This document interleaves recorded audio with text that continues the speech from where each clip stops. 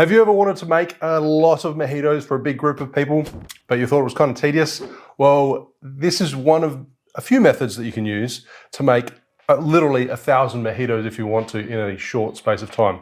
Now, I used to have a mobile bartending business where I catered for engagements, weddings, corporate functions, and the mojito was probably the #1 cocktail that was requested to be on menus. I wish I kind of had this technique. Admittedly, the color and the presentation is a little bit different, but it still makes a damn tasty mojito. And I wish I had this method. Oh, I knew of it, but I wish I actually trialed it and went forward with proceeding to make my mojitos like this at events, because it would have made my life hell of a lot easier. Very simple process. Prep is key. Prep your sweetener, prep your lime juice, and get your mint organized. So for this simple hack to making a mojito, we're combining the mint and the syrup into one. But there's one little trick that you need to make sure you undertake in order to make an excellent mojito and maintain fantastic looking mint syrup that is elegant and green, vibrant like this. Let's get into it. Okay, so you're going to need a cooktop with water. Don't need to measure it out.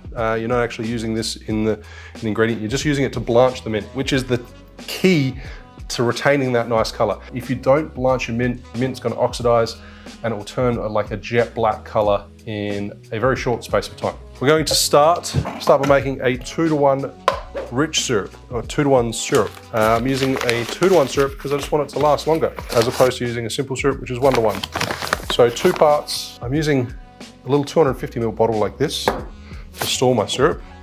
So if I do 200 grams of sugar, caster sugar, white sugar, superfine, whatever you call it. So if I do 200 grams of sugar, do 100 grams of water, it'll pretty much fill that bottle spot on. So 300 grams total. Bit of a slow cooktop, so I'm just waiting for this to heat up. In the meantime, I can get my syrup ready. Yeah, this is such a quick method to be able to just knock out mojitos one after the other. The only limiting factor is going to be your ice. There's not really many places in Australia that I know of that we can buy pebble ice in bulk. I know there's a few places in the States, but if you're planning a function with like 100 people, you're going to want to prepare your ice beforehand. I'll share the syrup with you. You guys got to figure out the ice. And don't forget, make sure your bottles are sterilized, especially if you're going to make your syrup like this, because you're not actually heating the syrup, so therefore it doesn't have a chance to kill off any bacteria. You want to make sure all your equipment is clean. Okay, so we want to get our mint ready. You want to have some paper towels ready to go, because you want to dry it off very quickly. So I'm putting ice and water into a tin because I want to make an ice bath. I've added ice and water into my shaker tin because I want to blanch the mint and then cool it off as quickly as I can. So I'm not weighing my mint out, just grabbing a generous handful. Obviously, the more mint you have, the more flavor you're going to get, the more mint flavor is extracted from it. So now that it's boiling, 10 to 15 seconds, submerge the mint. Just make sure you don't burn your hands. And once it's blanched, dump it straight back into the ice bath. And you want to keep it in the ice for up to 60 seconds. Okay, now the mint has been blanched. You're going to pick off all the mint leaves and add it into your blender, into your syrup. Just all the leaves, let the stem go. You don't need any of that. Like I said, the drink is going to just present differently. It's going to be a bit more bright green, which can be seen as a good or bad thing. Depends on your guess, I guess. If someone served me a mojito like this, and it's not a traditional way to make it, but I'm not going to scoff. I'm pretty easygoing though. Some people not so much. Plenty of mint, lots of flavor, lots of those mint oils.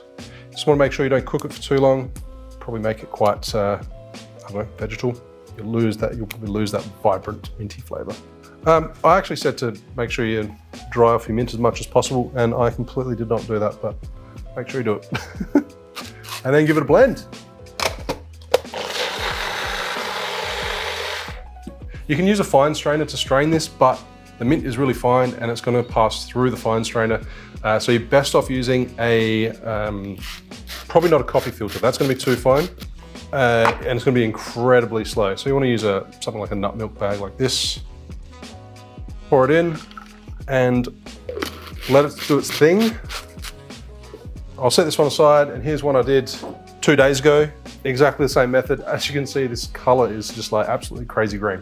Let's make a mojito with it. So I've got my limes juiced. Grab a bottle of your preferred rum, your favorite rum.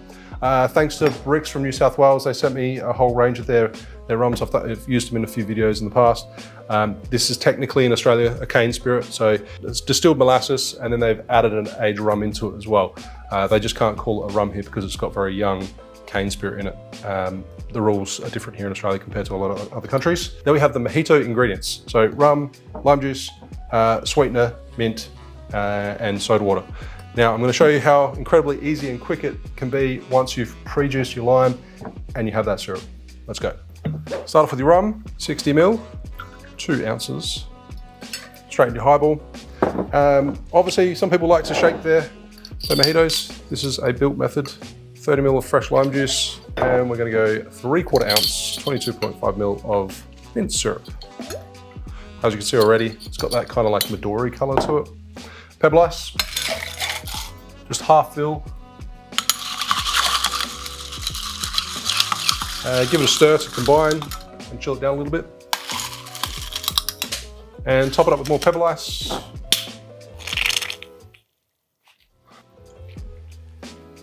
Tiny bit of soda water to top, then mint to garnish. Obviously, if you're making 1,000 of these, you're not probably going to use this much mint, but when I'm making a single mojito for myself, lots of mint. There you go. That was literally, I didn't time it, but probably less than 30 seconds, 20 seconds maybe. And if you were trying to do it in a hurry and you had 20 mojitos or 20 glasses lined up and made them back to back, you'd be even more efficient. As I said, looks a little bit different, but it tastes like a damn good mojito. Give it a try. If you want to do a side-by-side comparison, let me know in the comments below what you think. I've got an upcoming workshop, so if you guys are interested, it's all about syrups, bitters, shrubs, basically all the non-alcoholic components of a cocktail. If you're interested, I'll leave a link in the description below. Otherwise, I'll see you soon for another cocktail video. Cheers.